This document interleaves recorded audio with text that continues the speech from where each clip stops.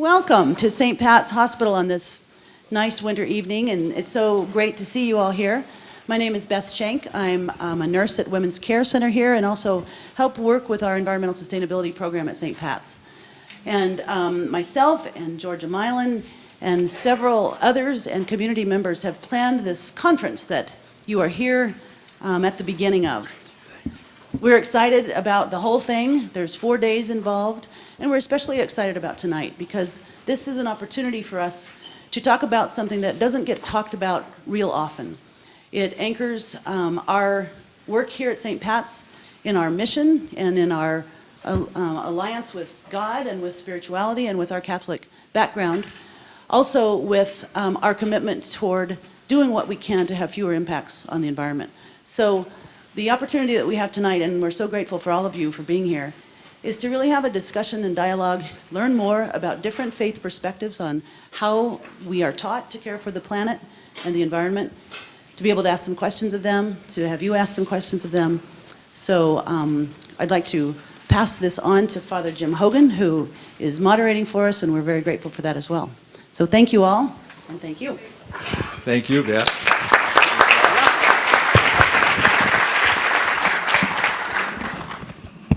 Personally, I thank Beth and the Women's Center here at St. Pat's for inviting me to be part of this panel and to share with this amazing group of people who have consented to share out of their traditions.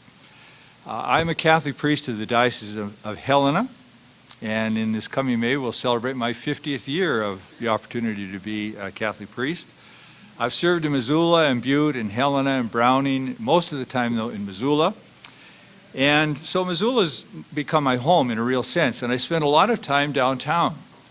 And I often find myself walking across the Higgins Avenue Bridge feeling a little disgruntled, because right there in the smack of our city downtown are those huge electrical transformers. And I find them aesthetically displeasing to my eyes.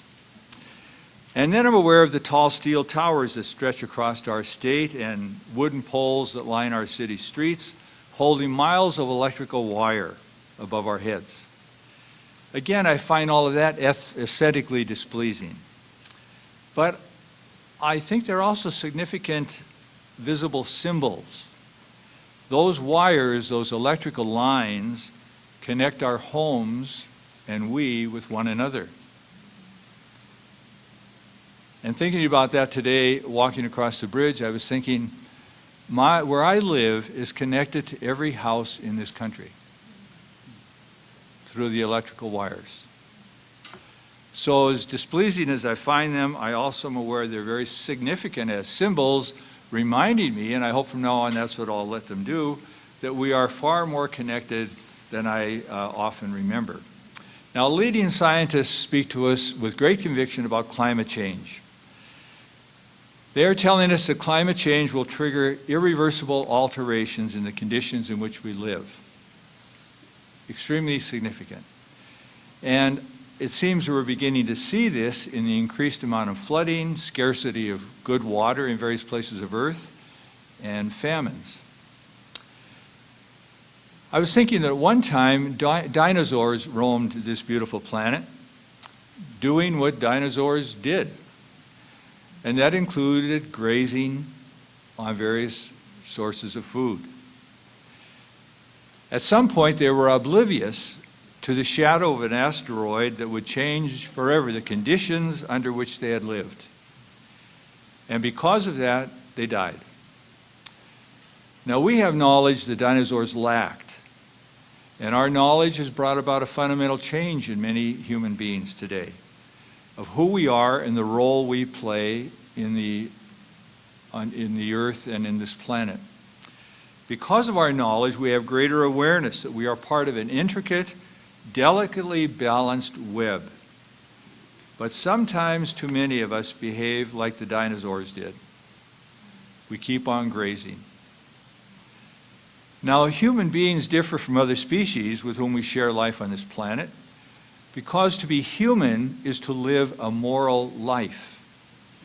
To live a moral life is to do what you can to create or protect what you believe is good and beautiful and of great worth. To be human is to be ethical. To be ethical is to act in a manner that is truly human. We identify and judge what it is to be human as we judge the results of our acts. So that is right if it increases or enhances what we value. It is wrong if it reduces or destroys what we think of as good. This conference, sponsored by St. Patrick's, invites us to consider climate change. Climate change confronts us with issues of justice and compassion. And so climate change is a moral challenge. Earth's diverse cultures have expressed moral wisdom in a multitude of ways. And tonight this panel provides us an opportunity to hear some of what the great traditions say about the moral challenges facing us. So the members of the panel with all of us tonight are Dan Spencer, who nobody knew was Muslim. Least of all me.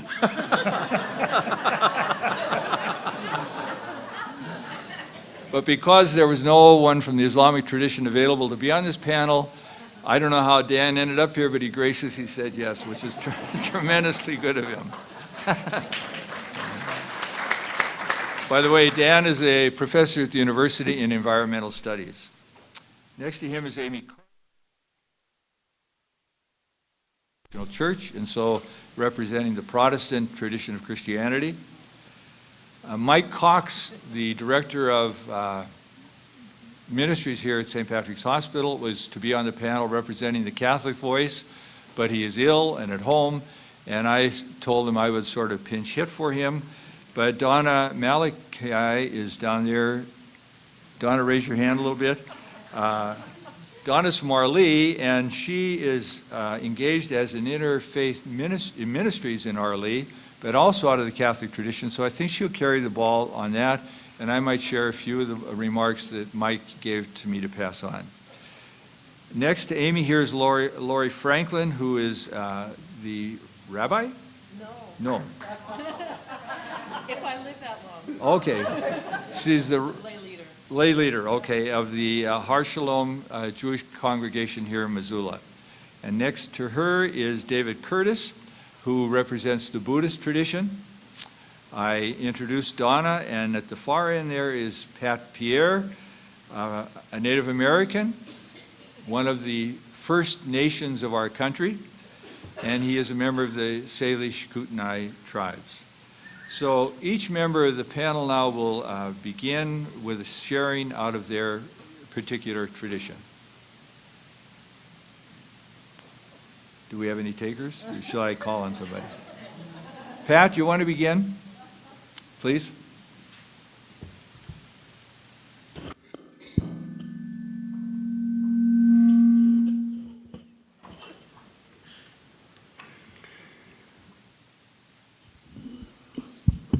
The first thing I want to say tonight is, to me, it's an honor to come here to share some thoughts about our country, our Mother Earth, the provider of all things that we have possession of. Mother Earth is oftentimes mistreated, anymore pretty much of the time. My main goal in my lifetime is to teach young people, old people, any people, teach them to take care of our Mother Earth. How do we do that? Can you imagine 500 plus years ago, this planet was pure? The air, the water, the earth, everything was pure. You could go to any stream, anywhere, and drink pure water. Today, you don't even like to put your feet in the stream because of the impurity there. So what do we do to turn things back a little bit? What do we do to have once again a clean place to live? And I guess that's one of my main objectives, is to work hard to try to get things back where they were. This town right here, the city of Missoula, was the main fishing place for the Pend d'Oreille and the Salish. This place was called in the place of the bull trout. And the stream was called in Mesuletku. The white man couldn't say Mesuletku, so they said Missoula. So now we got Missoula. So, and this place right here, the South Hills here, that was a place of digging bitterroots. Down below, Council Groves, down through that country, was a place where they went to get chemists. So this is a place where people come to gather food. And we can't do that no more unless we go to Walmart. Up on the reservation, Walmart is known as the Indian store, because if you want to visit your fellow Indian, come to Walmart. Anyhow, that is my main goal, is to teach, which I'm doing today. I'm a teacher of the language and the culture, traditional ways, and I'm teaching my children, first of all, my language. Then I teach them about the environment. What can they do to keep the environment clean and pure? They are being taught that. They are being taught gathering food. We start in the spring gathering food through the summer, fall, so that in winter time we don't go hungry. We got lots of food stored away. And that is some of the things that I do up there. And I've been teaching up there in that school. I don't know if you can pronounce it, but it's called Nkusum. That means one family or one fire. And that is where I teach. But my main goal, and I want to just put it out here among you, is to figure out how we can purify our land. We talk about this land being pure, going out and get a breath of fresh air. You can't do that anymore. On a nice, clear, blue sky, they get 4 or 5 jets go over and they got an overcast. Where does that stuff go? Down here. Who has to breathe that in? We do. So no wonder we get sick. No wonder we get all kinds of different illnesses, because we have no more pure air to breathe. No more pure water to drink. And that is what I want to say. And one of the things I want to say tonight before I shut up, I want to say that whenever I start talking, I can go for hours. Just talking about the environment, talking about Mother Earth, talking about her provision to us. You know, there's nothing in this room that didn't come from Mother Earth. Your clothing, coffee, water, everything. Paper, everything comes from Mother Earth. But do we give her back anything? Do we remember to give her back anything? We go out and we pick flowers and we don't say, thank you, Mother, for the flowers. Thank you, Mother, for the roots, the medicinal plants and all that. We have learned to do that. We give back. Give back. They're not doing it out there. So I just wanted to bring that out, that once I get started talking, it's hard to shut me up. Thank you very much.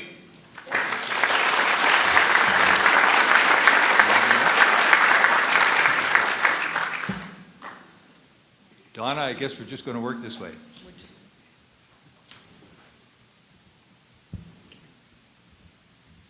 that on? No.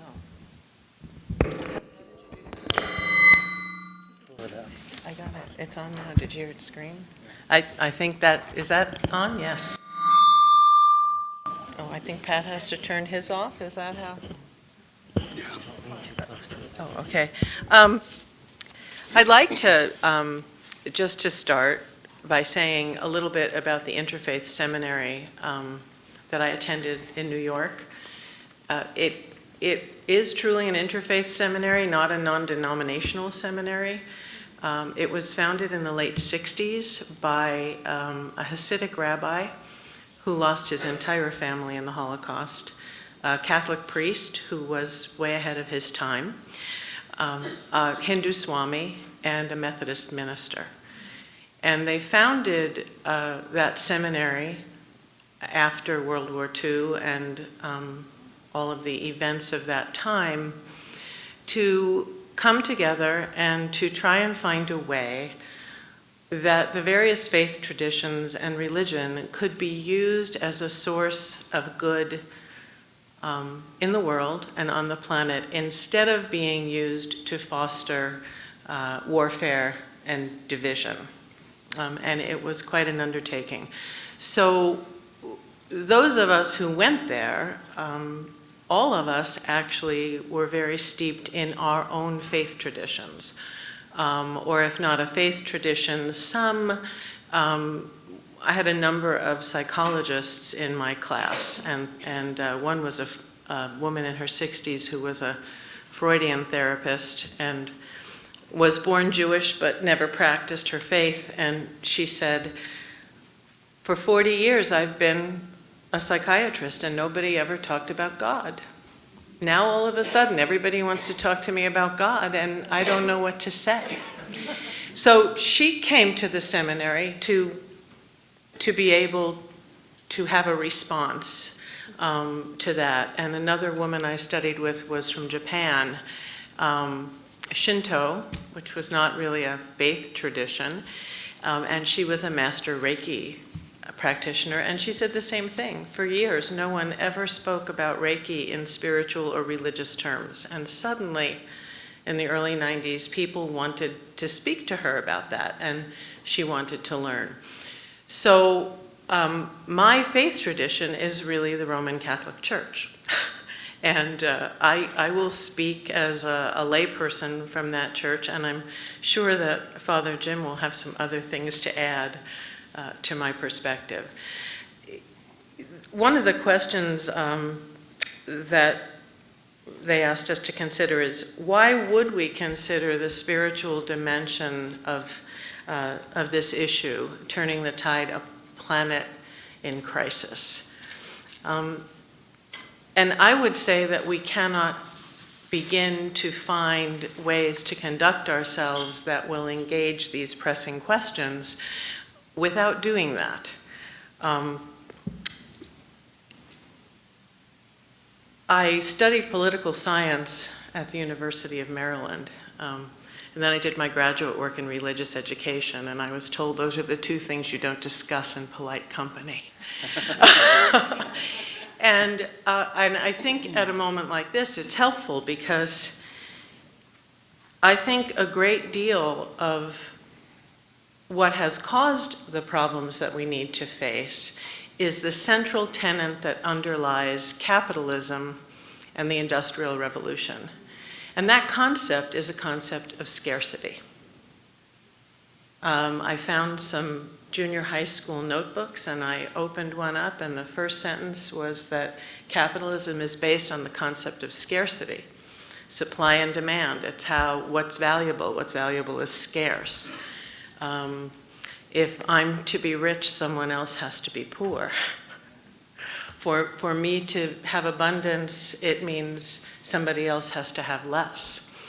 And so that very idea is embedded in the idea of progress, capitalism, Western culture, and it causes division and strife.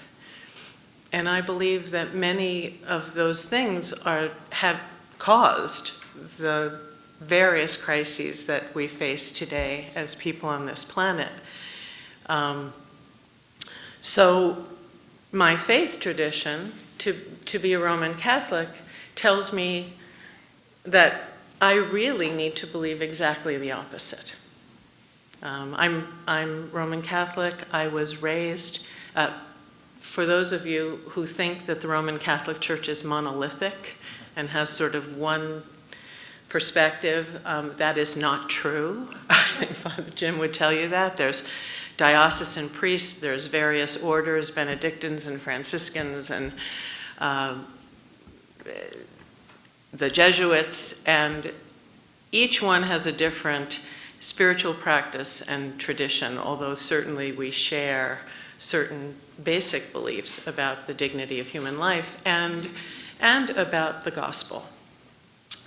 The gospel is, we're called as disciples of Jesus to announce the good news of the Gospels. And what's the good news? The good news is that God is with us. God is present in the midst of our lives and our history and our future. Not only out there and creating everything, but in here, within us, and connecting us to everything. But what does that mean? You know, I can remember as a young person thinking, well, God's with me, what does that mean? And over the years of my life, to me, it means that we believe what Jesus told us, that he came so that we would understand that we have been given abundant life. Not just life, but abundant life. And Pat spoke about that. That we have the earth and it provides everything we need, that inherent to our condition is abundance, not scarcity. And that abundance is provided to us not because we work hard or we're worthy or deserving. It is provided to us by the grace of God, the love of God. That we are part of God's creation, and he created this creation in love. So our life is abundant. There is not anything we need for our well-being that has not been provided by God through grace. And that Jesus came and walked among us to try and help us believe that, because that's so countercultural, and it even was in the time he walked here. So if we can come to believe that that's true, then it brings us to an awareness where we can live in gratitude and in cooperation with other people and things, and give thanks, which is what our Eucharist is about, thanksgiving. And it allows us to live in love with one another instead of competition with one another. It's a very hard thing to believe in this world. And so spiritual practice becomes important, and for me, my community and Eucharist reminds me over and over that no matter what I see, I need to believe that the truth is something else. And I believe that the more we can believe that, the more it will come into being and will help us to solve problems that come from an idea that's not true, which is that everything is scarce. The other piece, and then I would let that go, but that's critical to me as a Catholic is the Trinity, the concept of the Trinity, that God is really three parts. It is that omniscient creator of everything which you can't quantify, whose name you can't really say. And in the person of Jesus, God expresses as human and helps us to understand our humanity. And through the Holy Spirit comes the electrical wires, the wisdom and the spiritual connections that unite us to everything, and not just other people. Everything that God has created, the things on this planet and beyond it.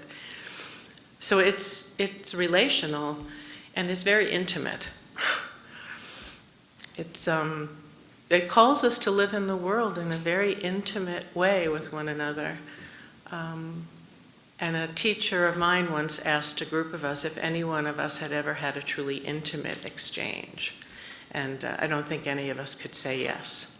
But I believe that through this practice and Catholic social teaching, which I think we can speak about later, it may be the best kept secret of the Catholic Church, but it integrates the environment and social justice economically and the dignity of life in a seamless fabric that we're called to engage.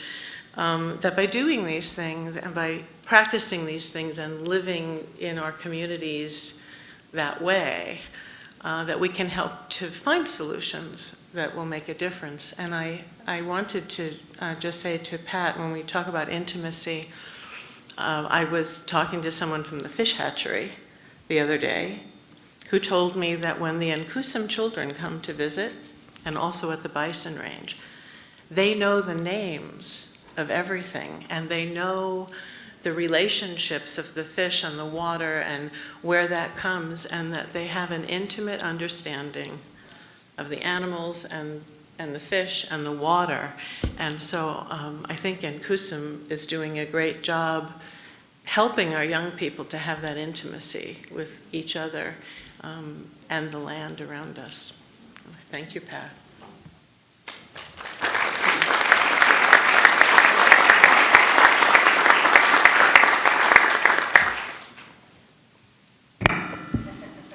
Good evening.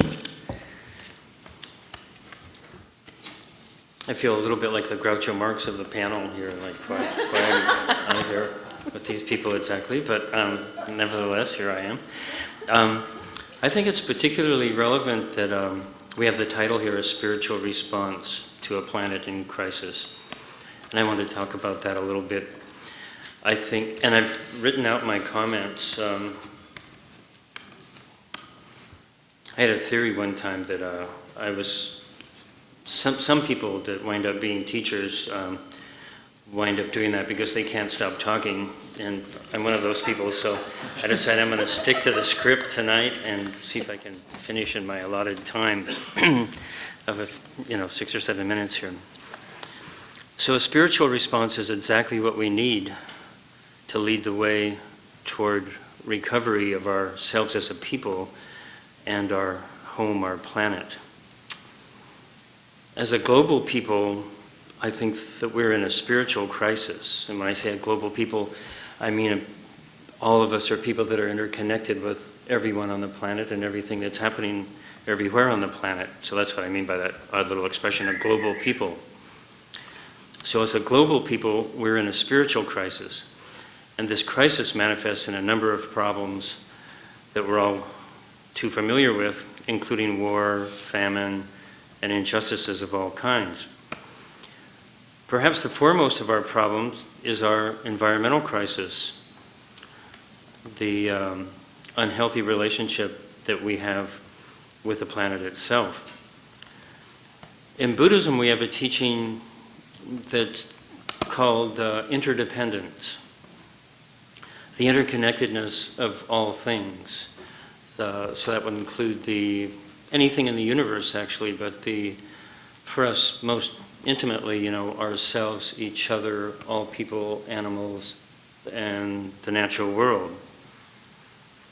Further, there's a teaching about the illusory nature of the ego self, that idea that anyone or anything stands separate from and independent of others or the whole. So in Buddhism, this is regarded as the fundamental problem from which all other problems stem, this idea that we are separate. This is due to ignorance, and ignorance comes from a Greek word, gnosis, which can be translated as wisdom or knowledge, and then the I part is a negator, so a non-wisdom, non-knowing, ignorance. And so sometimes I say if you take the word ignorance and take the I out, that self part out, then you have gnosis or wisdom. So take the I out of the picture, things go better. It's due to ignorance of the true nature of things, ignorance of reality, that we have come up with this mistaken notion of a separate self. When one is under this delusion, the world is often a frightening place. So fear causes stress, of course, and stress makes people act foolishly.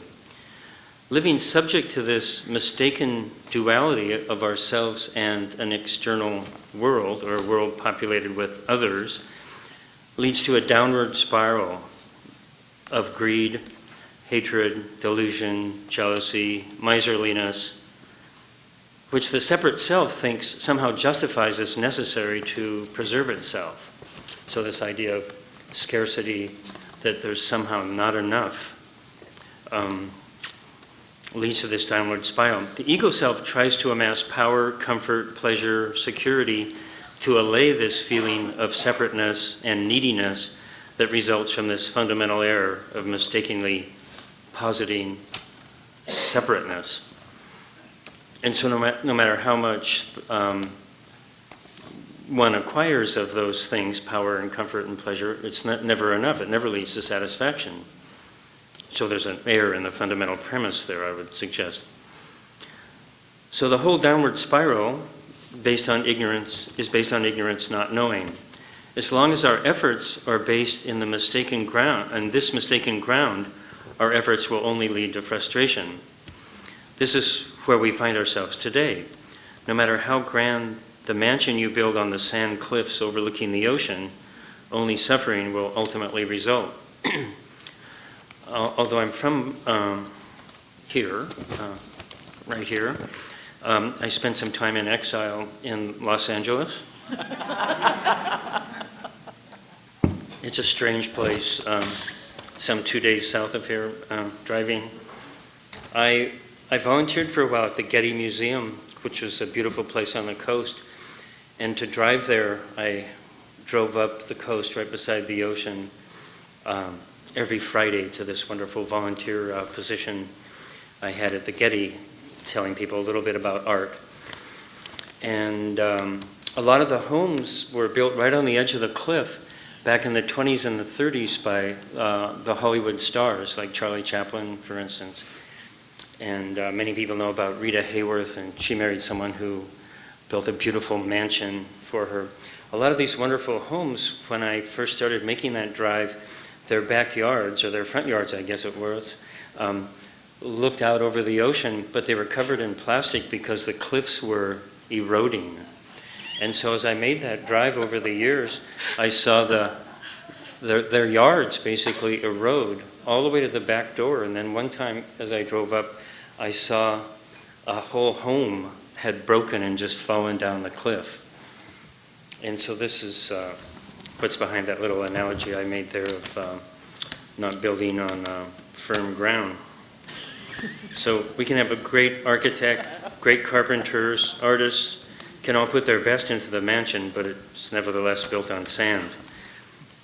So I would posit that our governments, our great governments, to a large extent, qualifying the statement I have in the paper here, our corporations are all built on this illusory sand-like ground without an understanding of the sacredness of all life that Pat and Donna just spoke to, the sacredness of all people and the planet itself. So without that understanding, we'll continue to have the problems that we do. The Tibetans speak of a container and its contents, so the world and the beings in the world. How can the contents continue to exist if the container itself is destroyed? How can our experience of life not continue to degrade as long as we continue to degrade our home? Changing the world outside ourselves is perhaps not the solution. Each of us must continue to work to transform ourselves, and then as one changes, she or he influences others around her, and it's all interconnected in this way. Activism, which tries to get others to change, must be based on our own commitment to continually work to change ourselves. So I think with the little I know of my fellows on the panel here, and many of you in the audience, we're people that have decided to respond to this crisis. Respond is a curious word also from another language that I dabbled in, and re means again, and the spond part can mean to pledge. So to respond can mean to pledge again. So I think that we're all born with this feeling of interconnectedness and love, really, as Donna mentioned. And so if we respond, then we're kind of pledging to reconnect with what is true, good, and beautiful. So the Tibetan word that's often translated as meditation also means cultivation. We must cultivate the life-enhancing seeds. So within us, I would suggest if we look really closely at ourselves, that we can see there are seeds of anger, jealousy, and impatience. But also, if we keep looking, don't stop there, there are also seeds of compassion, altruism, intelligence, wisdom. So we must cultivate the life-enhancing seeds and lay aside or maybe throw in the fire the others. Then we can begin to have a life based on love, compassion, intelligence, and altruism, a life where both the container and the contents are honored as sacred. So I'd like to close with a quote. I like to say it's from a closet Buddhist, but the quote is, "A human being is part of the whole called by us universe. A part limited in time and space. He experiences himself, his thoughts, his feelings as separate from the rest. This is a kind of optical delusion of his consciousness. This delusion is a kind of prison for us, restricting us to our personal desires and to affection for a few persons nearest us. Our task must be to free ourselves from this prison by widening our circle of compassion to embrace all living creatures and the whole of nature and its beauty." Albert Einstein said that. So I'll conclude with that, and once again, I feel real grateful to the people that are putting on the conference, all the volunteers, but the people of Vision who put the conference together and decided to begin with this panel discussing the spiritual focus of our lives and the predicament that we find ourselves in. Thank you.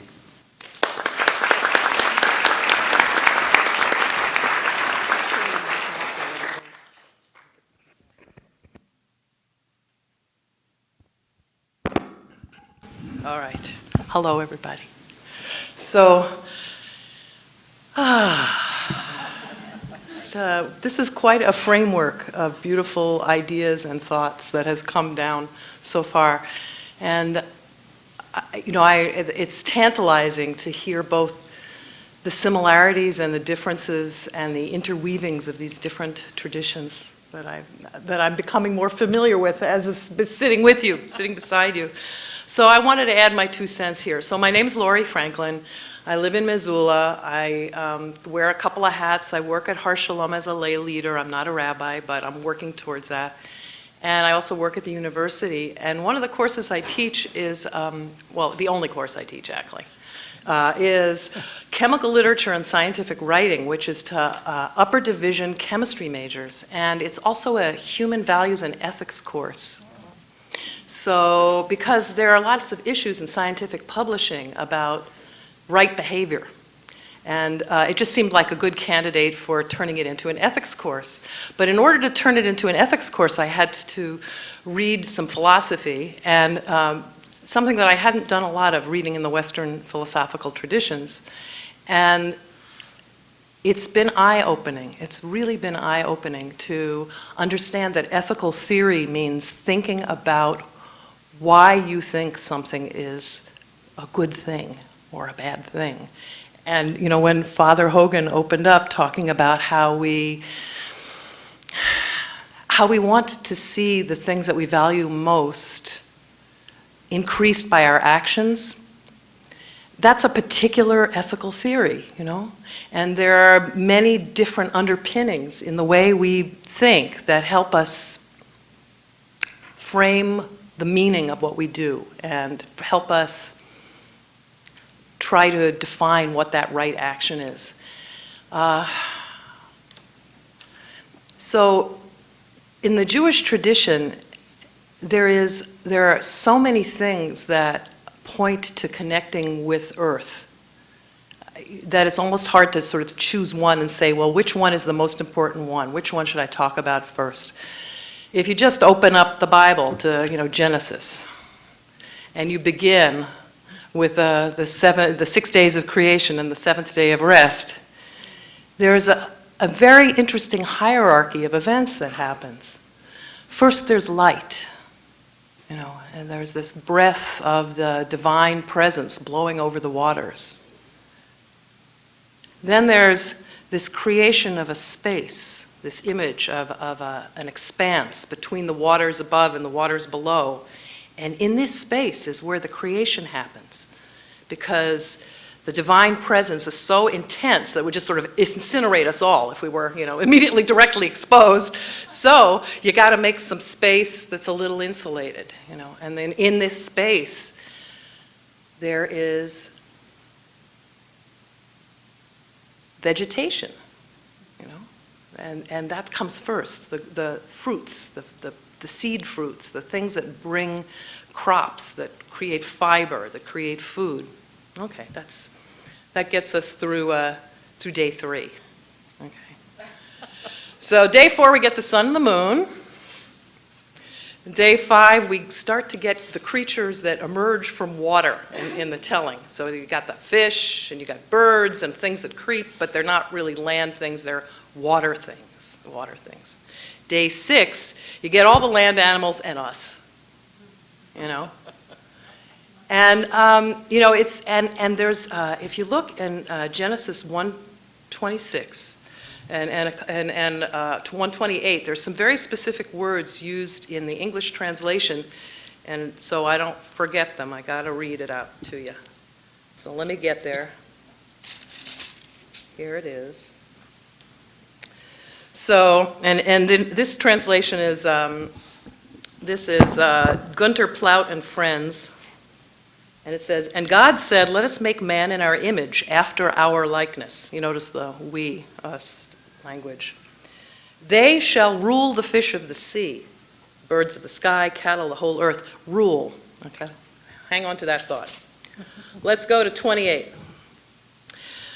So this is after God creates man on the 6th day. And God blessed them, and God said to them, this is to the male and the female, be fertile and increase, fill the earth and master it. So, you know, so I have like 10, 15 different Bibles, and they all translate this somewhat differently, but they use words like master, conquer, rule. So I go to the Hebrew and say, well, what does the Hebrew say? Okay, 1:26. The word that was translated as rule is yirdu, which the root of that word could either mean to subjugate, tyrannize, oppress,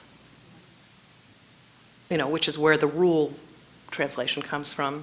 But it could also be a slightly different root, which has the same 3 letters, yarad, which means to alight, to come down.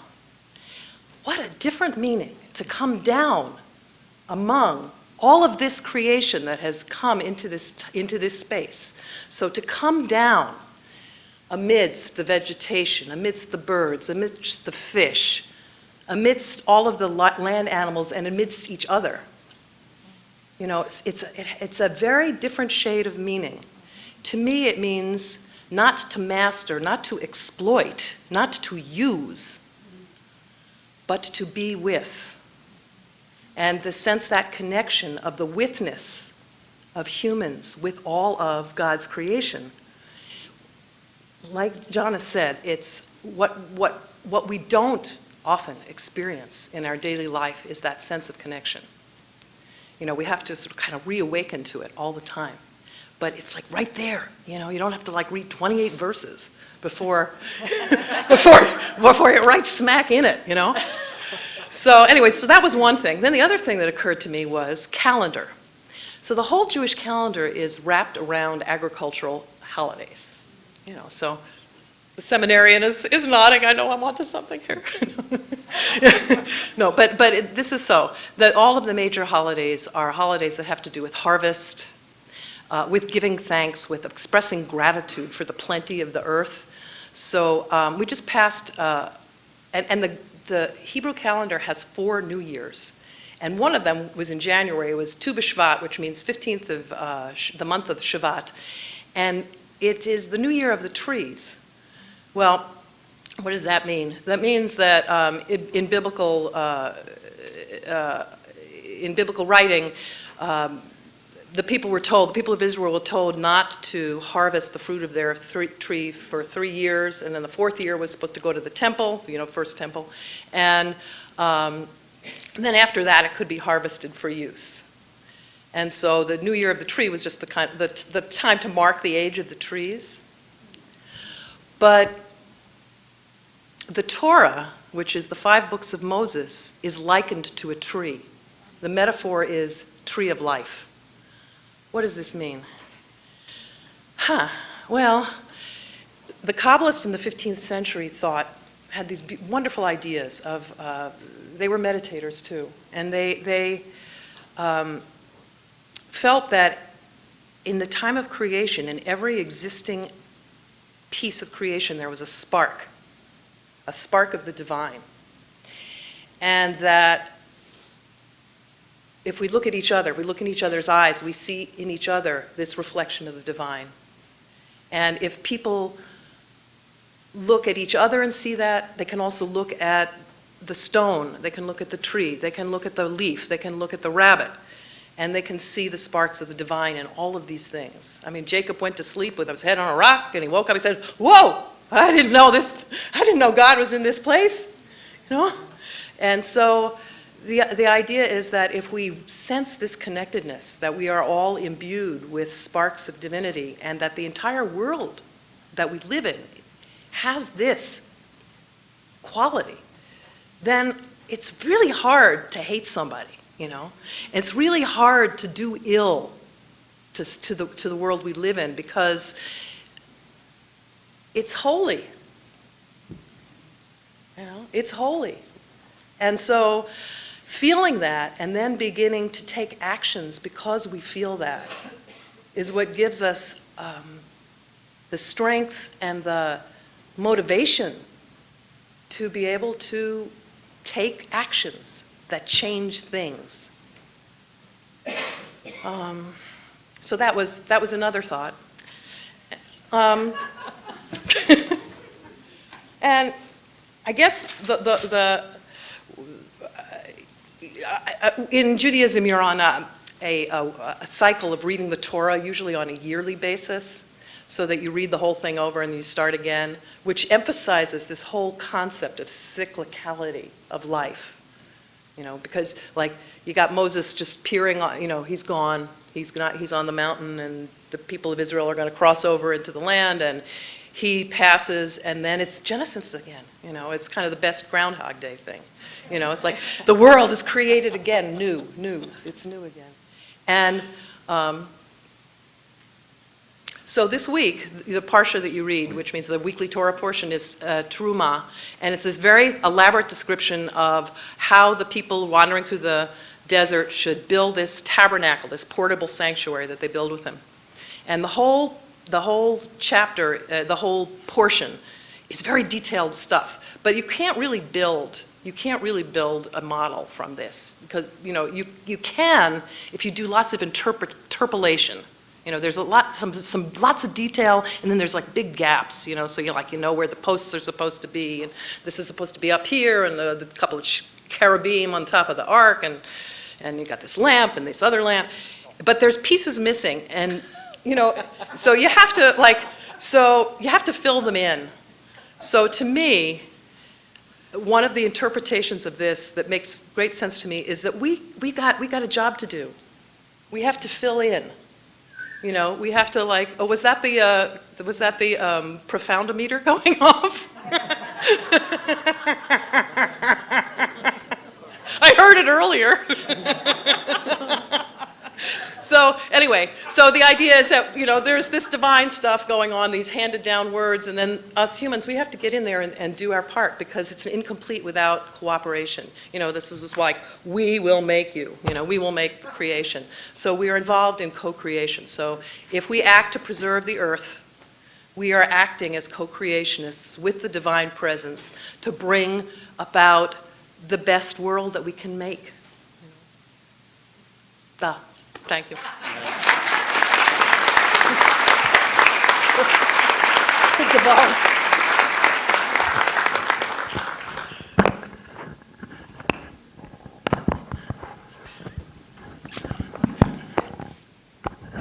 Can you get that? There you go. So, my name is Amy Carter. I am a minister in the United Church of Christ, and the United Church of Christ's roots go all the way back to the Mayflower that came over and landed on Plymouth Rock.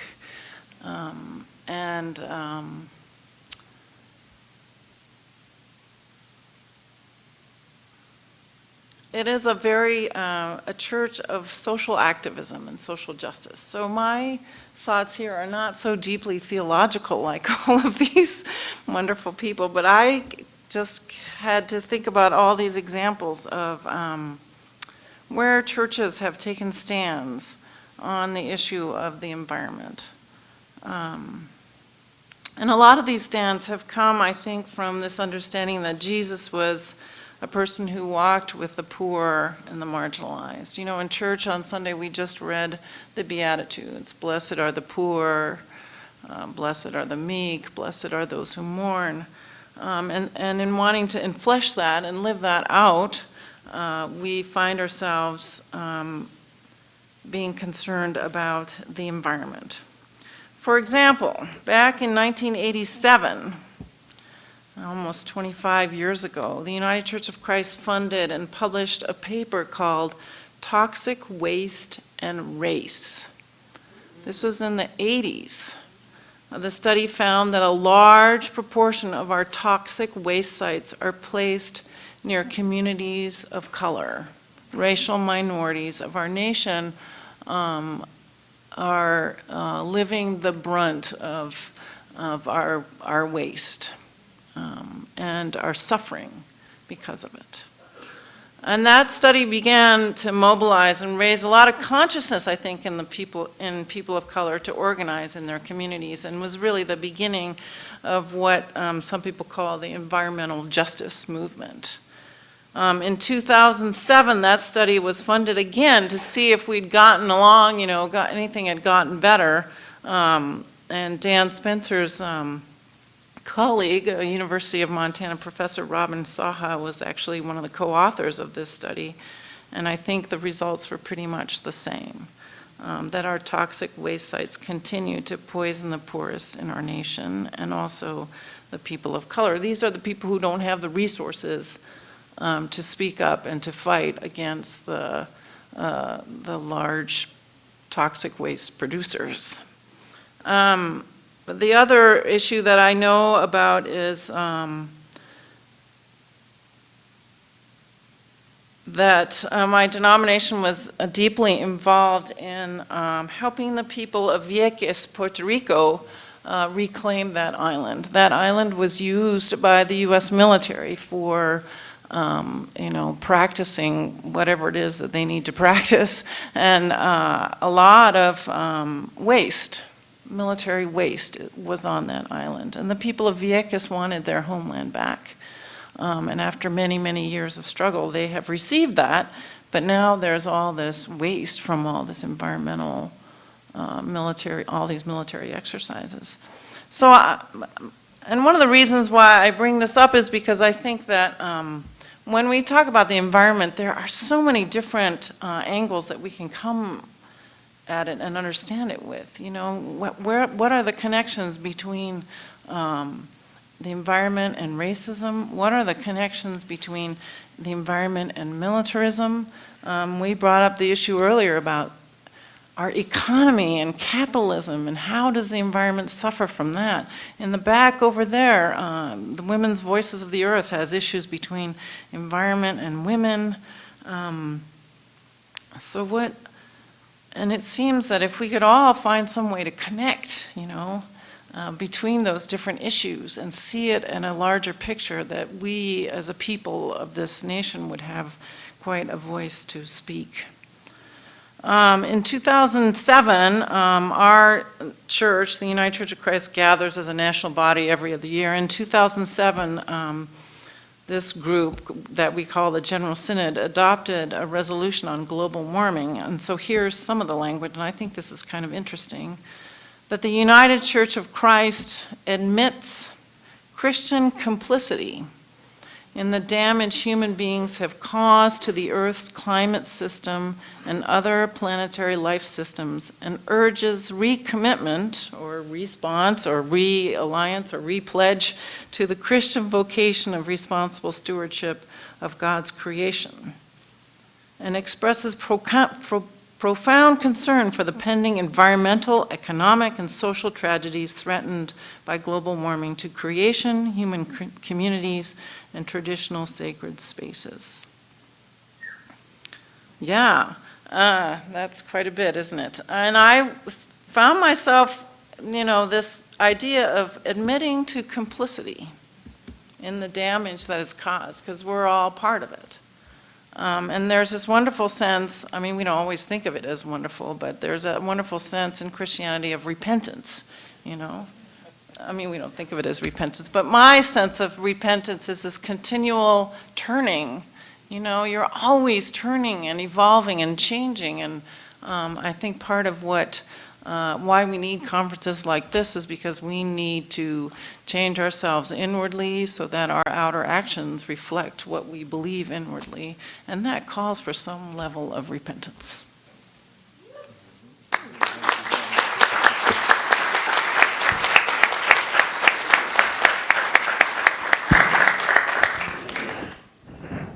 I'm going to stand up just so I can see you all. It's just easier for me, and I hope you can see me a little bit. My name is Dan Spencer. I teach in the Environmental Studies program at the university. It's very humbling to come at the end of all these really profound comments. I'm currently teaching a course through MOLLI, which is the Montana's Osher Lifelong Learning Institute. Several of the people in that course are here tonight, and we're talking about this question: is God green? Can religion be an environmental movement? And I learned so much tonight, I feel like I should be furiously taking notes on this. I come tonight as a bit of an ecumenical mess. I grew up Roman Catholic. I'm ordained in the United Church of Christ. I worship with Lutherans, and I'm speaking about Islam tonight. And it wasn't what I had planned to speak on. What I actually had planned to speak on, what I'm very, very interested in, is how communities of faith are changing their practices to become more environmental as a response of spirituality. And I still want to talk some about that. But when I was speaking to Georgia and Beth this afternoon, they let me know that the person who originally was going to be speaking about Islam tonight wasn't able to make the panel. And we all agree that the voice of Islam is so critically important to this discussion that I said I'm willing to talk a little bit about, not as someone who speaks from within the Muslim tradition, because I don't, but as a teacher of religion. I've had some wonderful Muslim teachers who've taught me. But the mistakes I make tonight are not due to them, they're my own. And I want to start by simply acknowledging for anybody who's Muslim tonight, I hope I can do justice to your tradition, and I hope I don't cause any significant errors, and if I do, please correct me. But I want to just make a few central points about the way Islam approaches these particular issues. And what Islam has in common with both Judaism and Christianity, they're traditions that date themselves back to Abraham. They're more monotheistic. They believe in one sacred being, but various manifestations about that. And they all start with a profound expression of gratitude and belief that God or Allah is the creator of all that is. And so that all of creation somehow reflects the glory of God. And therefore, humans are put in a position of responsibility towards that creation. In Judaism and Christianity, this is largely expressed as an ethic of stewardship, that we are there to steward or take care of God's creation, but God's creation belongs to God, not to us, and that we have a position of responsibility towards that. And Islam has a similar stance. They see it a little bit differently as humans as vice regents or ruling on behalf of God in there. But all three traditions affirm the goodness of God's creation as a manifestation or reflection of God, and our human responsibility to take care of that. And that human neglect and human degradation of that does not fit into the divine plan. The other thing that I think is really important, that when I talk to my students about Islam, and it really connects nicely with the turning the tide theme here, which is reclaiming human health by restoring the planet, linking these two. The vast majority of Muslims in the world are poor. They live in what we call the two-thirds world of Asia, Africa, and Latin America. And when we see the voice, the face of the poor in our world today, oftentimes we're seeing Muslim faces. And this is really important because Islam, by and large, approaches environmental issues through the lens of social justice. That is what is really central, and this is true of the biblical traditions as well.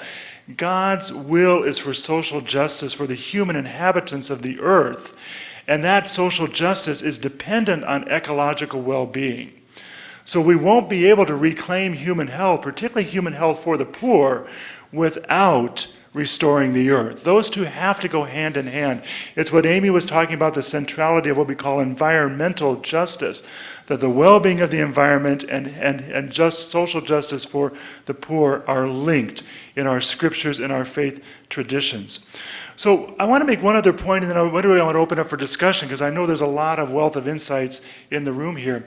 The second thing I really plan to talk about tonight is how are faith communities doing this? And one of the things I hope you take away from the panel tonight is that every one of these traditions that we're talking about are living traditions. These are not traditions that are set in stone, ossified from the past. They all have ancient roots, but they're all working to figure out how do we express the integrity of those traditions in our world today. One of the real challenges for many of these religious traditions, with the exception really of Native American indigenous traditions, which have always lived very, very closely integrated with the earth and land where they are, most of our religious traditions evolved in a much different time when the kind of environmental issues we confront today, things like nuclear waste, climate change, population pressures, these were simply inconceivable to the communities that gave birth to these traditions. And what that means is while we have many, many rich resources in our traditions, they have to be readapted for our time today. Right? And this is true, I think, of almost every religious tradition. We have to find ways to take those roots and adapt them to what we're doing. And one of the things I'm using with my class right now is a wonderful documentary called Renewal. And it's talking about the renewal of our religious traditions by how they're living these out in different ways. So I want to end by just giving the example they give here of the Muslim tradition, how it's trying to do this. They bring an example of a Muslim community in Chicago that's connected to an organization called Faith in Place. You may know that Islam is built around 5 cardinal pillars or 5 commitments that or duties that all faithful Muslims perform. 2 of them, one is Ramadan. It's the holy month of Ramadan when Muslims fast during the day and then break the fast at the end of the day.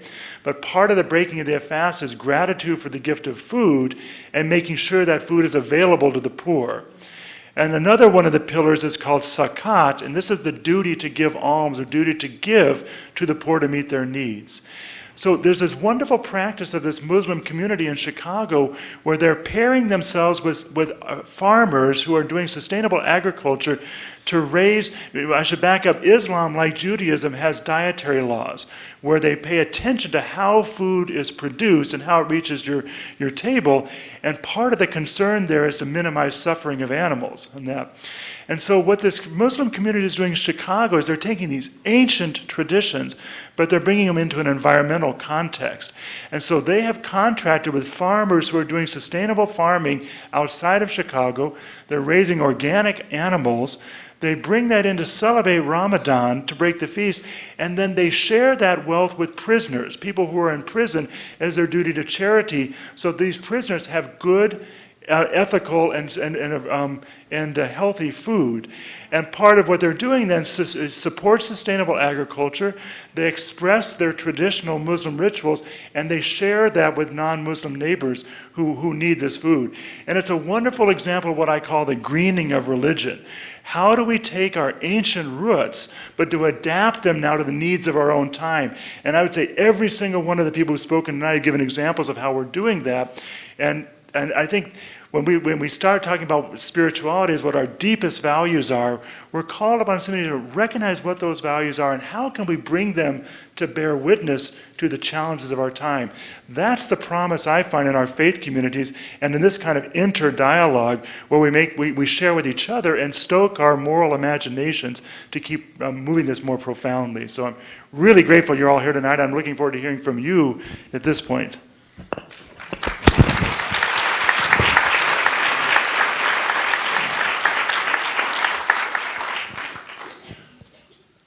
The traditions that we've listened to are filled with such wisdom, but the wisdom of those traditions is lived out in the lives of most of the rest of us. We've all been listening now with our ears, but actually you've probably been hearing on a deeper level, and that's in your heart. So not a time for questions, but are any of you willing to share a little bit what's going on in your heart as you've listened to the wisdom of these great traditions? We won't spend a lot of time doing that. Not everybody can get engaged in it. But would a few of you be willing to share what's going on in your heart as you've listened to this wisdom?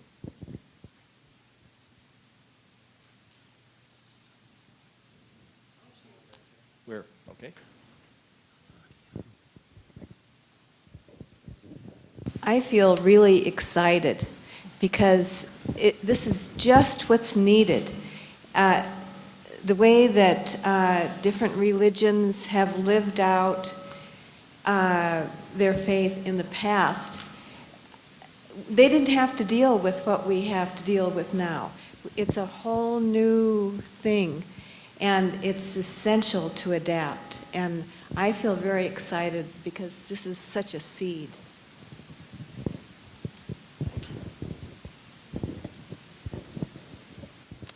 Well, I came out of an Episcopal church, became a Quaker, and practiced as a psychotherapist. And what kept coming to me as I was listening is thinking about, quote, addictions and how we either live in denial and don't see what's going on so we don't feel depressed if we do see what's going on. And what a challenge this is to our spirituality, to somehow get into a much bigger view where we can fly over it all and not be pulled down by it, because I think it's easy to get pulled down by all of this. And I think I just wonder, what is the cost to us of looking the other way all the time? What is the cost of not being engaged and involved? I think it's profound, and I think in terms of psychology, you know, there's certainly areas of eco-psychology, and I just think it's a big question for all of us to think about. You know, how is it affecting my cells, my body, my heart, to see this? You know, there were 120 million people in the country when I was little, and my parents. My dad was in the Forest Service, and they have in a diary where he worked at Big Timber, and they, quote, got on the horses when he got a job at Gardner, and they rode the horses there, this young married couple. I mean, to imagine that in my parents' lifetime and this world now, I mean, you couldn't do it. So I think about that a lot. What's it costing us inside? And I don't know how many of you heard the news tonight, but the big rig, the first one, got stuck and caused 59 minutes of waiting, and the second one is not being allowed to leave. For now.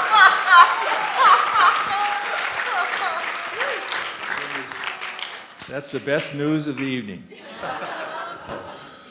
I can speak loud now. Can you? Does MCAT need this? You know, we're all here because of a divine appointment. This is a God incidence, not a coincidence. And I'm glad to see that there are a few young people, but we need a whole lot more young people. If you read about 2 weeks ago in the Independent, and it just blew my mind, it's information that we didn't know. The rigs that are going over, and I think that's the ones that are going right now that you just mentioned that got stuck, they weigh 200,000 pounds more than the Statue of Liberty. The Statue of Liberty weighs 450,000 pounds. So that's 650,000 pounds of weight that are going across our roads, and no mountain roads. You know, I've been a semi-truck driver, and you don't get too much over 100,000 pounds. Most are about 89,000 pounds, and then you might get some a little heavier, some heavy loads, and, you know, bigger equipment and stuff. But, you know, this is the thing is that, you know, we have a tremendous responsibility. You know, we have to stand up, and we have to confront, and I could go on and on. I've got so much here, and I'll quickly finish up what I have to say because I have to pull a Lori. You know, this one of these things, you can tell she's a professor. You know, she puts her glasses up on her head like that. You know, and what she had to say is real cool. And see, and she mentioned Jacob. Well, I didn't think about it much until just recently, but and we talk about the diversity and stuff, and I'll compare that to denominations. You know, that means division. So God is wanting us all to come back, you know, and that's what this is all about. You know, we're here, and the bottom line is love. And I come from the tribe of Jacob. My great-grandmother is a Jacoby. So that makes sense, doesn't it? Probably, you know. And so, anyway, there's a divine plan. You mentioned spirituality. And I'll read one quick thing, and then this is what it's all about. You want to compare this, what I'm saying, spiritually. It's about water. And here's a thing, and this is in Earthwise, Union of Concerned Scientists, winter of 2010-11. A nuclear reactor withdraws up to 1.4 billion gallons of water per day, the most of any conventional electricity generating technology, but pays only a fraction of the 600 million to 700 million associated water usage costs each year, conservatively estimated. While the government collects funds from plant operators to pay for a reactor's eventual decommissioning, reduced tax rates provide the industry with an annual subsidy of between 450 million and 1.1 billion. The nuclear industry has incurred massive constructive cost overruns during its history, leading to the abandonment of more than 100 reactors and higher electricity rates from reactors that were built. These industry missteps have cost taxpayers and ratepayers and taxpayers almost $300 billion in today's dollars. Our water company is proposing to sell itself. That was a family, and most of us, small business is the backbone of our country. You mentioned Walmart, you know, all this stuff is getting out of hand. I would recommend that you talk to everyone you know, and as I did, and call up the water company and say, please sell it to your employees or sell it to some local people, because that's going to cost us way more. And I think it was like 6% or something like that, I'm not exactly sure, of water that's available for life. and it's getting worse, like was mentioned, and these people, I mean, we have to stand up. The government is still by the people, for the people. Thank you. Okay, you're going to have to use the microphone if you speak, though, because I think folks over here couldn't hear. Were you somebody here after this? Thank you. That was so beautiful and inspiring. Really incredible to hear a diverse range of perspectives that want to harmonize with each other. My name is Heidi, and I will be working with the arts and the breath and the body tomorrow in tomorrow's show, Down. And I'm the artistic director of a group in town called the Open Field Artists. And I think of the body as being an important part and breathing, and that place, the artistic place in all of us, the place of the unknown, the place of our story and retelling our story and our song and our dance and the parts of ourselves that might be repressed or held back. And I feel that the arts and ritual are crucial also in this time to bring people together, to help heal our children as well. And I wanted to see if you would sing a song with me. So it's a Rumi poem. Okay, so we'll do call and response. Okay. All day and night. All day and night. Music. Music. A quiet, bright. A quiet, bright. Read song. Read song. If it fades. If it fades. We fade. We fade. If it fades. If it fades. We fade. We fade.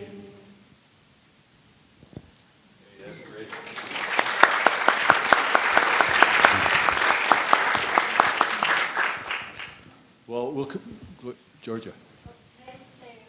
Sure. I think you're the head lady around here. You can say anything you want. One comment that was made, and I appreciate all these incredible comments about, I think he said, I'm glad to see some young people here. And I think, what I think about a lot is that it's the young people that are inspiring me. It was some months ago, and I know some of the people are here, some of the young people, that after the citizens of Montana said, no, we don't want to mine for more coal. We had a lot of medical testimony about what the effect of burning this coal was, using these fossil fuels. The majority of the people in the state said no. And it was the young people who went to the governor's office, and it was the young people who were thrown in jail for peacefully saying, no, this is not what the people of Montana want. And my daughter was one of them, and I know some of her friends are here.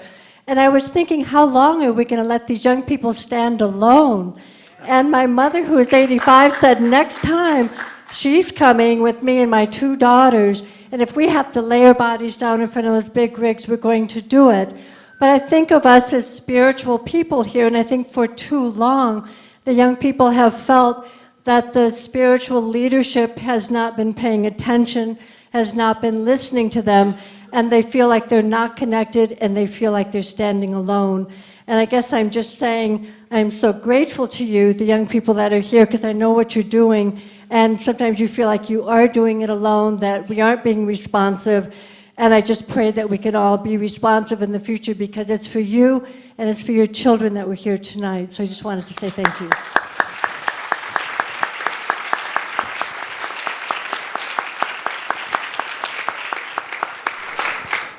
So for a few minutes, let's narrow the conversation back to the panel. And I'd pose a question to you that you might just quickly respond to, all of you, hopefully. In your own community, is there any particular environmental concern that you think your community has claimed? And if there is, what is your community trying to do about it? And here I'm speaking more on the local level, not the whole Catholic Church, but the Catholic Church in Arlee. Okay, can you do that for a minute, please? Well, up and down, whoever, just spontaneously. Here, I'll speak. My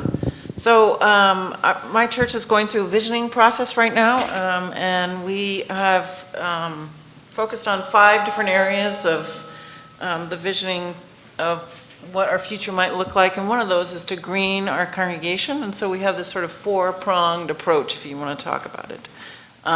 One is building issues. What can we do to make our building more energy efficient? Insulation, thermostats, CFLs, things like that. The other is day-to-day operational issues around the church. Are we recycling in the office? Are we composting in the kitchen? We try to serve fair trade organic coffee and things like that. What kind of toxic chemicals are we using to clean our facility?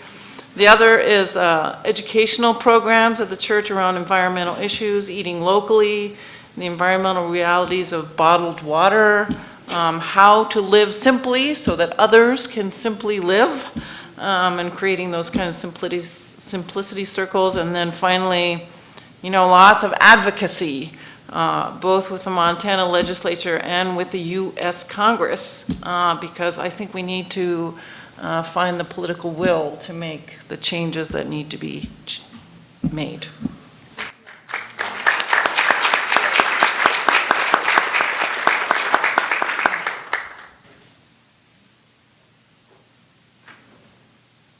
Go ahead, Dan.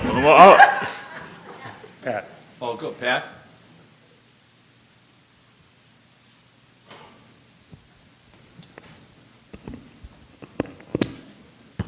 I can't talk sitting down.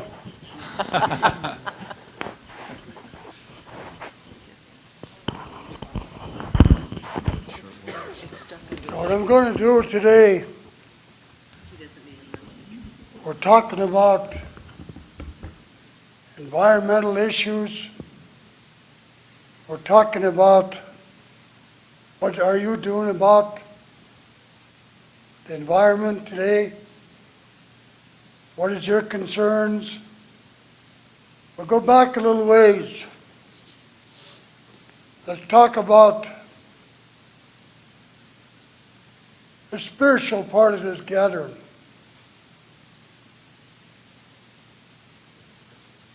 It says here, a spiritual response. It is nothing better than to have a spiritual response to all things. Not only the environment, not only the floor you stand on, not only the building, but all things. What are we doing today to improve the present day environment? What are we doing in our communities? Are we teaching our children? Are we teaching our fellow man?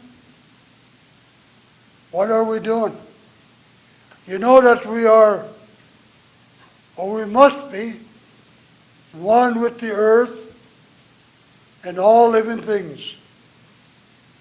When I talk about living things, I'm not talking about animals or people. I'm talking about the environment. The forests, the grasses that grow, the flowers, everything. A living thing. What do we do to help enhance the betterment of all living things? We are one with the earth. We are one with the living things of the earth. We are one with the sky. We are one with all things. That is the reason that we're here on this earth. If we were not one with all of this, we would not be here. We take that into mind. What can I do to become more involved in this? What can I do to help my neighbor to become more involved in this? As I said, we are one with the earth. The earth does not belong to us, any part of it. We belong to the earth.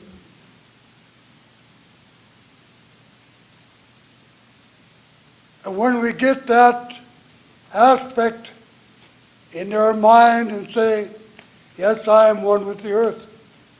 I want to walk as one with the earth. I want to conduct myself as one with the earth and all living things. Then we begin to realize where we're at in this present day environment. What can we do to turn that around?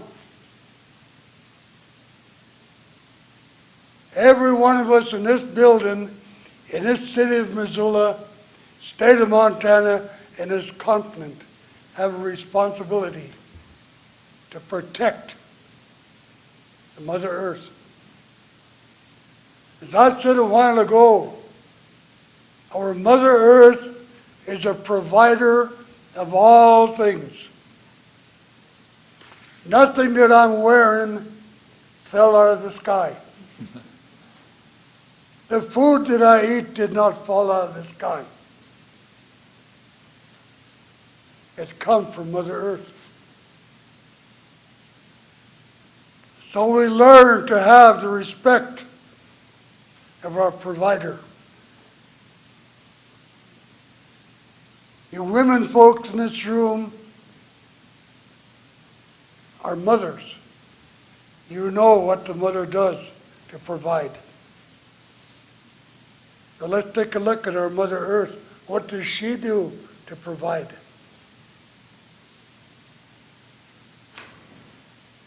I want to get into this a little bit deeper. Spirituality is about you. It's about me. It's about all things. We should never, ever exclude spirituality out of everything, anything.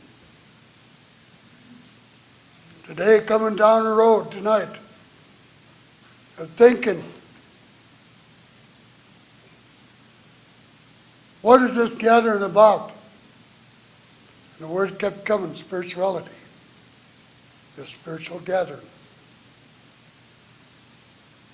I know about standing behind the pulpit and pounding the pulpit. I've done that for 19 years, all over the Northwest. But that was not my calling.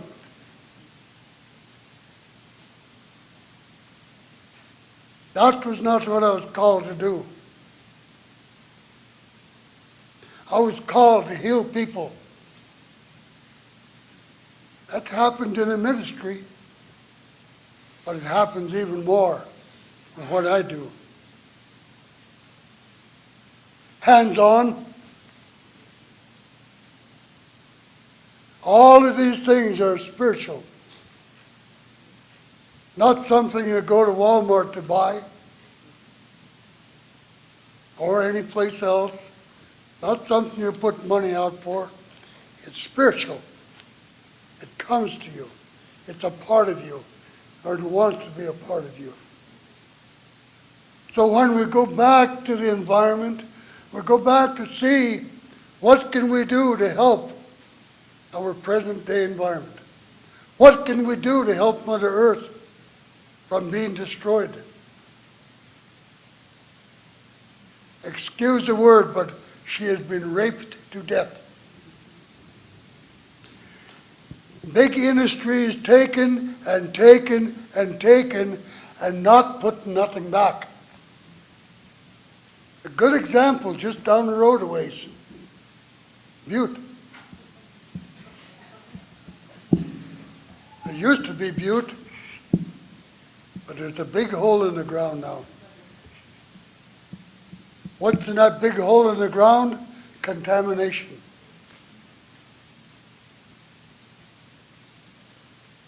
After they got the hole in the ground, took everything out, they never put nothing back, and they said, goodbye, Butte.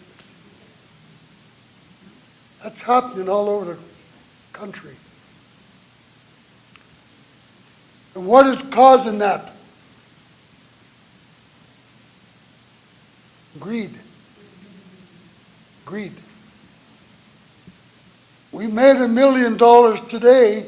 Tomorrow we're going to make 2, and we don't care how we do it. Where does that put us?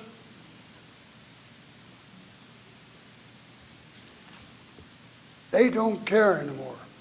They just want to get rich. But you know something that's happening? They're self-destructing. When Mother Earth has no more to give, when the shelves in these stores, Walmart again, when the shelves all are empty and there's nothing to buy, what are you going to do with the $1 million we've got stashed away? Probably make a good fire on a cold day, huh? We can't spend it because there's nothing to buy anymore. Mother Earth is not providing anymore. We, today, have a responsibility to try to stop that. Because we have children, grandchildren, and generations that are yet coming. What are we going to leave for them? What can we leave for them if this thing continues on the way it's going? This is the reason that when I was about, I'd say 5, 6, 7 years old, I used to listen to my elders. They would tell stories, and they would look at me and they'd say, in your time, you're going to see this happen. And you know something? I have seen a lot of what they talked about take place. Right today, it's happening.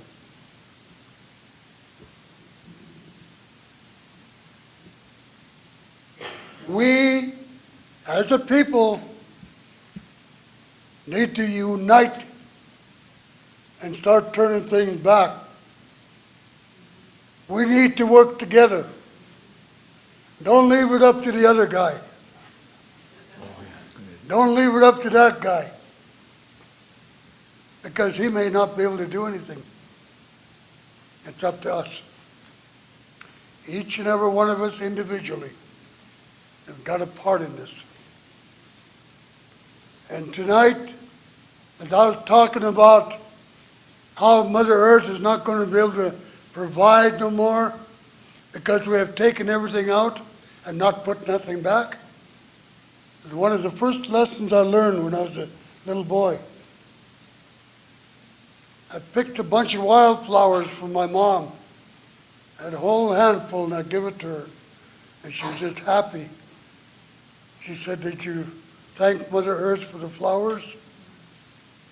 No, I didn't. She said, you go back and you thank her. So I went back and I thanked Mother Earth for that. And that was a lesson that I never forgot. Always put something back when you take something from the earth. Why? Because you may want to go back and take again. And if you don't put nothing back, there'll be no more to take. If I'm taking too much time, all you got to do is go like that.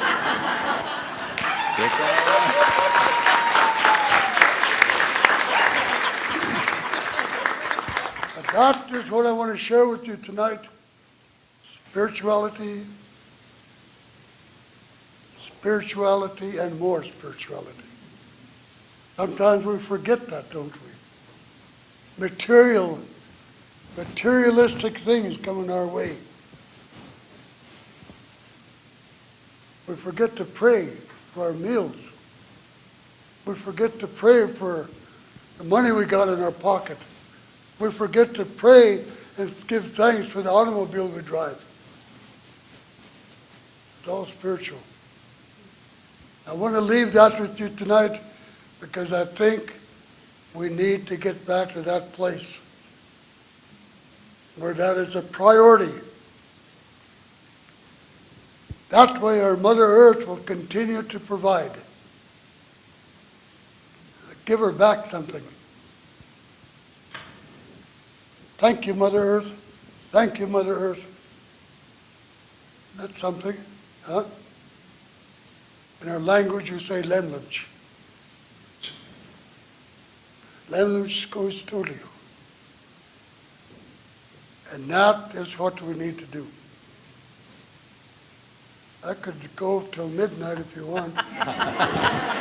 Well, Pat, Talk about these things because I want you to have some.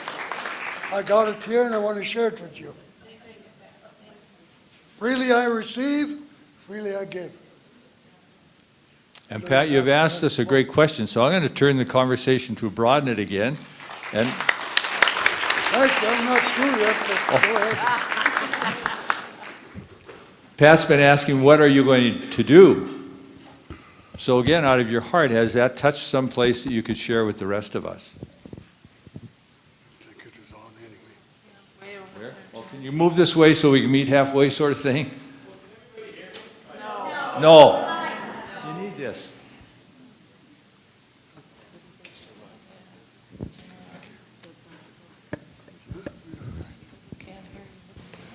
All right. Keeping it in mind of the heart, I will say that my heart feels a lot of pain. And that's not necessarily a bad thing. That's kind of what the heart does for me, is it allows that in. It allows pain to enter in. It doesn't fight it, it doesn't resist it, but it feels it. It really feels it. And what am I going to do?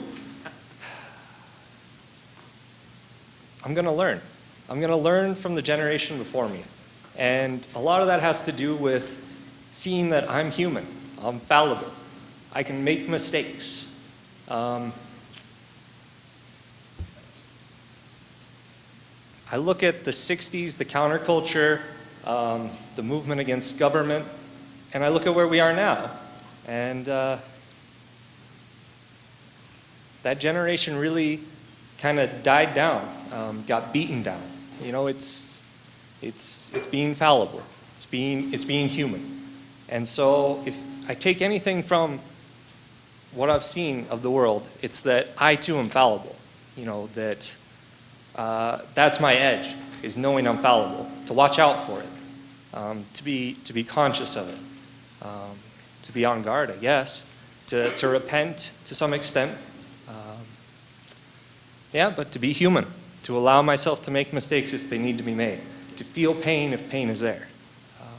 Yeah, that's what my heart says.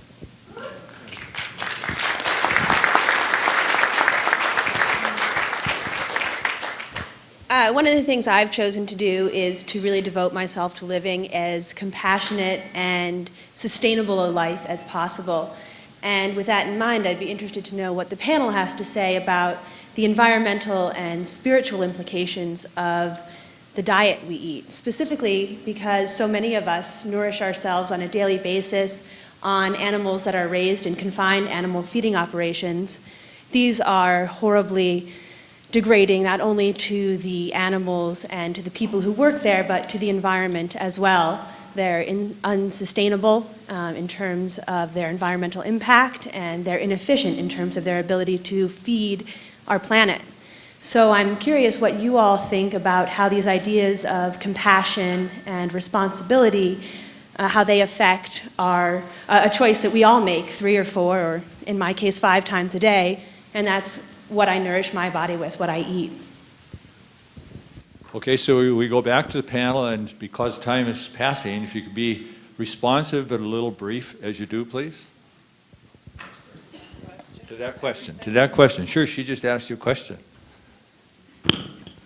I think one of the opportunities we have here, the issue you raise is a very profound one for health. One of the issues and opportunities we have here is we have local food source right now, and we're in a critical time to preserve that.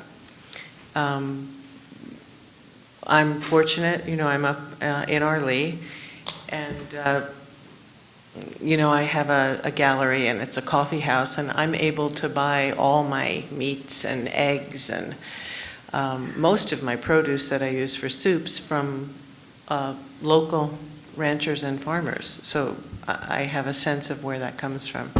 And I think preserving that opportunity in this area is critical, and it's a now moment because of the implications of suburban sprawl.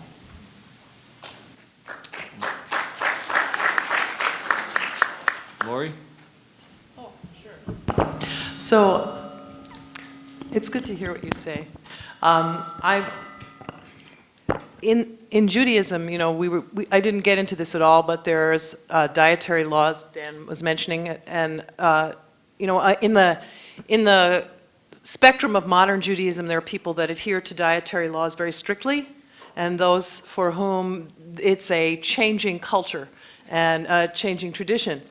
And so it's interesting that the whole idea of kashrut, of kosher meat, for instance, was developed partly as a way to make food holy. And so by properly caring for the animals and by slaughtering them in a way that was mindful of the animals' feeling at the moment of death was a way to keep the food holy. Well, now there's this movement in contemporary Judaism called eco-kashrut, which is to consider not only how you are, whether you're humanely raising and killing the animal, but also who is doing the work, and are they being well paid, and are they safe in the work, and what are the animals being fed, and who are the people what's being done to the ground that's growing some of the feed that they're eating. And not only that, but do they need to be grain finished? And my goodness, do they need to be factory raised?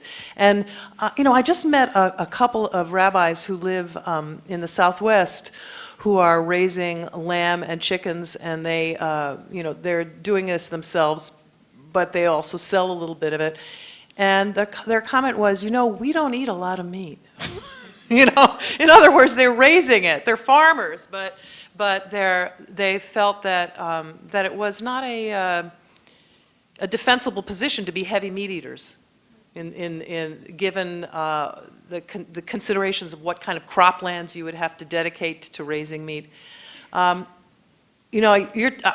You're talking to someone who used to raise all our food. So we had milk goats and we raised lots of animals at home, and I've done lots of butchering and slaughtering myself and putting away things for the winter, and growing vegetables and harvesting fruits and all this kind of stuff. So I have, it's good for us not to lose these skills, and to understand where stuff comes from, and understand, where the connection between the thing that you eat, how that's connected back through all the activities that it takes to bring that to your table. It's a new old idea, something very important.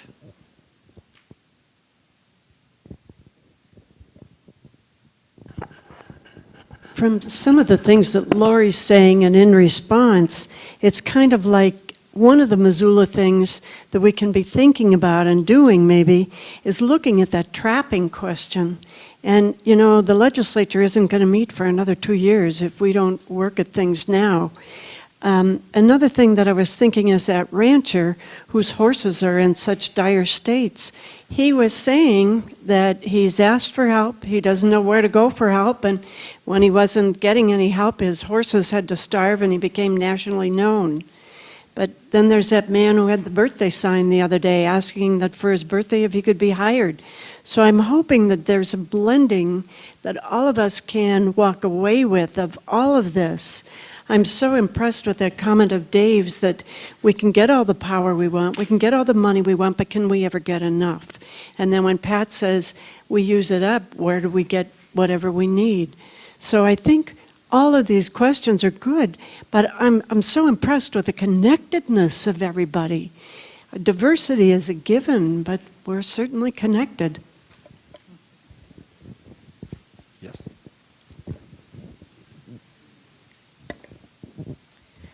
I liked what Dave is doing about teaching, too. I think you're all probably familiar with the 100th monkey theory. Imagine if we all showed our own grandchildren and our own children what it was like to be thankful for everything. I have a granddaughter, and I know most of our children and our granddaughters and everybody has all the computer stuff and all the latest stuff, and I am blessed to be living in the missions. And when my granddaughter comes up there, she asks me questions like, "Grandma, where did the flowers go?" And I can tell her, well, the snow is here now, but they will be back. And I can show her some things that she doesn't learn when she goes to her nursery schools here in the schools.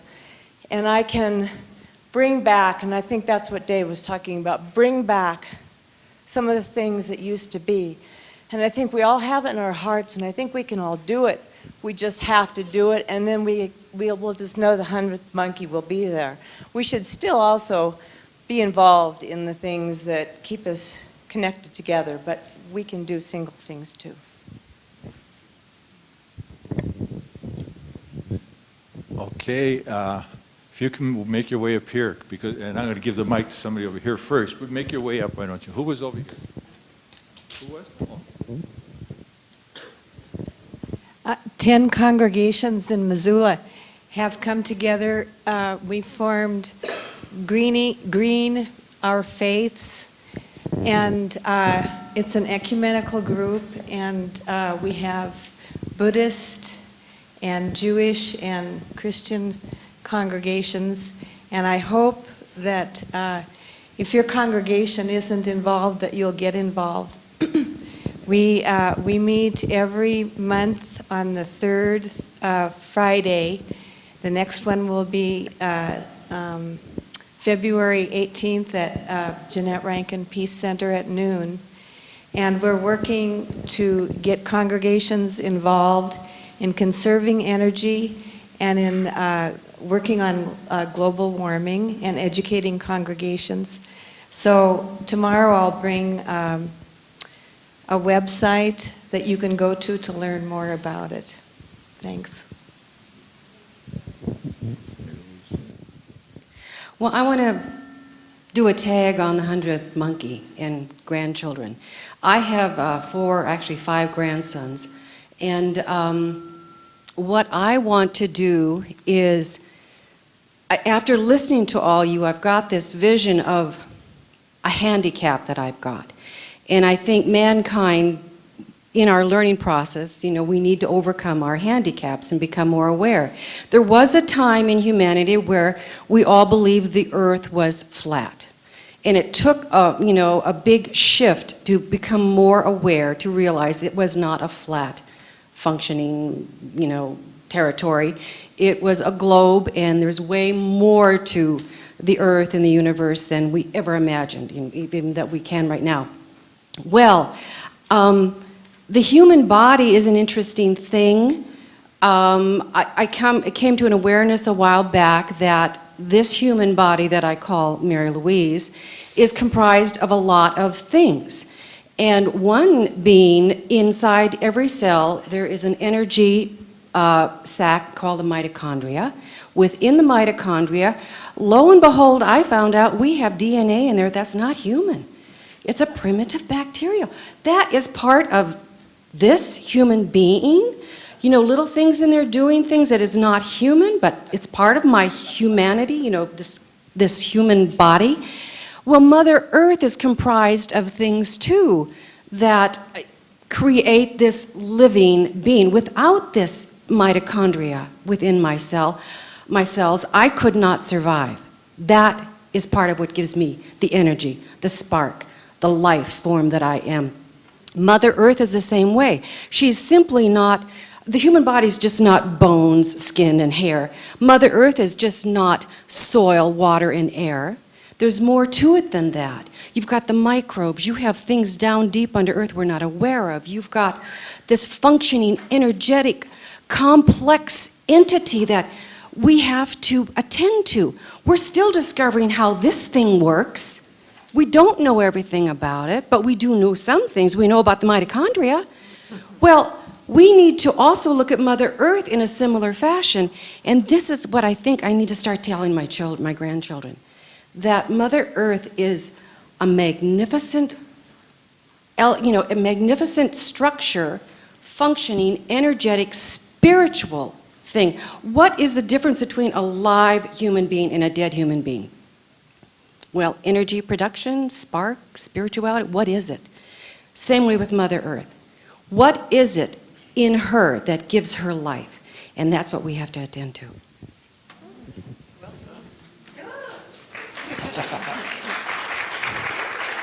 Okay, one more, and I may cut you off, so we will end on time, so come on up and do your thing.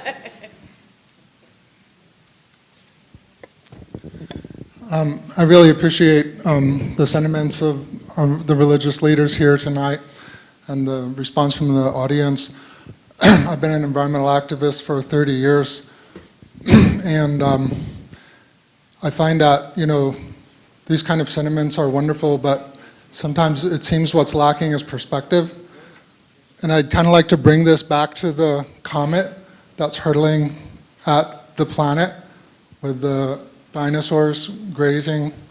A few days before Obama did his State of the Union, a group of scientists called the International Energy Agency, they said that they released a report on the latest science-based research and found that unprecedented climate change has Earth hurtling down a path of catastrophic proportions.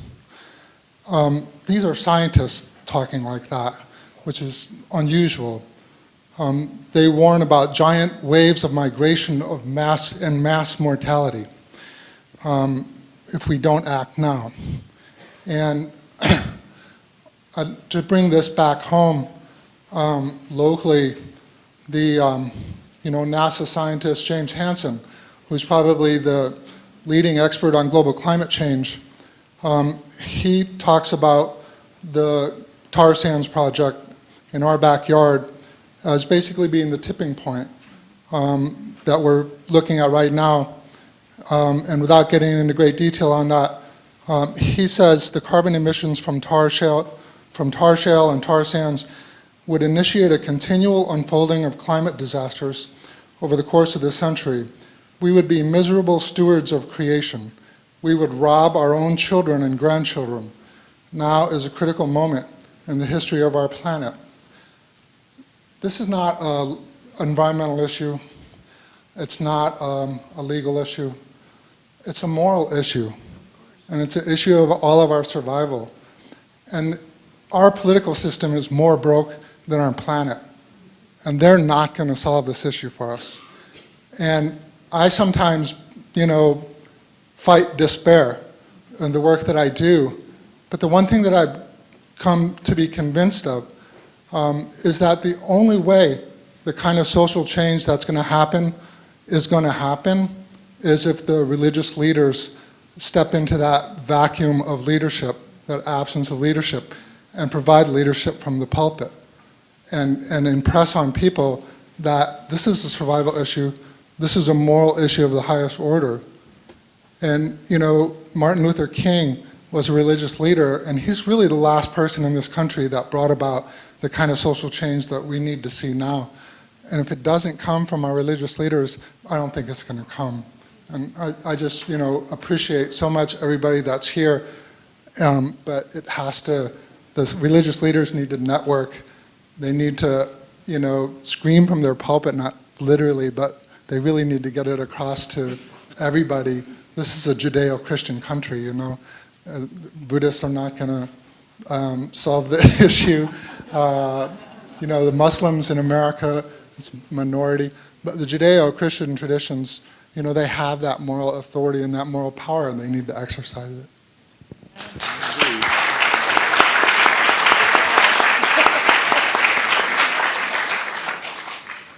Amen. I want to thank all the panelists and all those who participated here tonight. This has been encouraging to me. I just want to make one suggestion that would do a lot for alleviating global warming, and that is to quit eating beef, or at least reduce beef consumption to sustainably grown beef only. I don't know if you're aware of the fact that cattle contribute more greenhouse gases and thus to global warming than our transportation system provides. And in this country, we've promoted raising cattle so much that it is not only a threat to global warming, but is also a threat to the survival of much of our wildlife. So I would hope that you'd take that into consideration. And thanks again to all of you.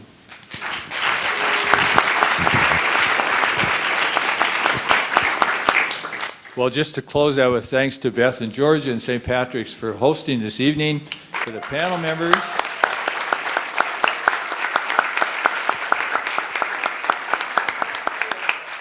And I'm just going to say a final thing. For me, the central and key teaching of that Jewish man from Nazareth, whom we named Jesus, was a simple phrase, the kingdom of God is within you. And there's so much profound wisdom in that, and truth, I believe. And so with his words in my own mind and heart, I leave you with a quotation that I have taken from David James Duncan, who took it from somebody else. Being cool, in an essay he wrote, being cool in the face of global warming.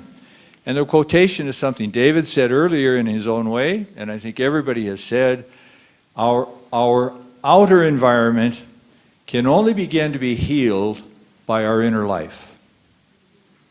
And that's spirituality. That's what Pat was insisting for us. So just to leave that with you, our outer environment can only be healed, begin to be healed by our inner life.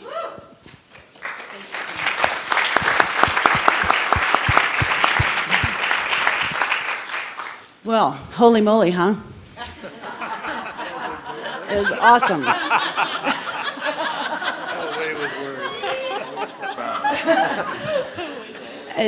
But really, I am moved and so satisfied and thrilled that you all helped us with this so nicely, and really appreciate your words and wisdom. I think this is really one of the things that we wanted to bring and open here, is the fact that we can't solve this without spiritual help and without spiritual leadership. I think others have said it well, and it bodes well for our conference that we're excited about. So thank you so much. And